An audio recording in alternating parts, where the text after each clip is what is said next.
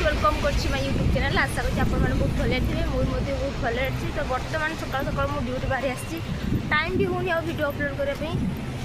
तो आज रो ब्लॉग होछि तो सकाळ ब्रेकफास्ट कथा कहि तो आज रो सकाळ खाइ छी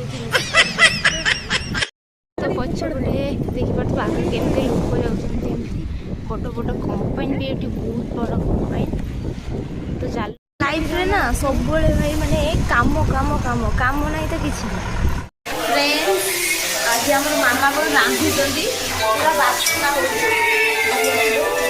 एक बार तुबे पूरा नाड़ा टकाटक सीक्रेट मसलाटा कोन सीक्रेट मसला कोन होछि ओदा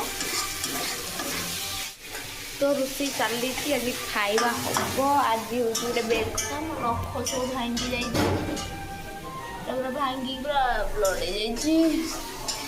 तो फ्रेंड्स देखी पारे आज राति खाइबार आम गोटे सालाड देखी पारे काकुड़ी कटा जाऊँगी पिस पिस आटा मिक्सचर आमर टे आलू रसाटा टी प्रस्तुत हो फुटु फुटु हो खाइबाटा पूरा जमी बहुत मजा लगुच।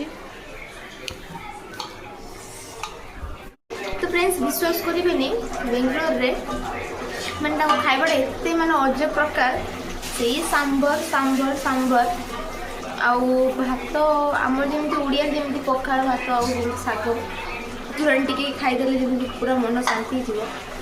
ये सेमती ना कि टेस्ट नहीं पानिया पानिया सांबर कर दौरान जो आम जो कंपानी लगे ये बेंगलोर सब सेमती खाइबा से ऑफिस जाने तो हूँ आम ओडिया जिते भी लोग कम कर समस्ते कम्प्लेन कर तुम खाइबाटा हुए सेमती नुह जमी जहाँ मिले खाइबा खाईदवा था कि मैंने खाइबाटा टी अलग प्रकार। तो से आलू कषाटा आमर फिटी आसला मामा तार ये काटिला काकुड़ी।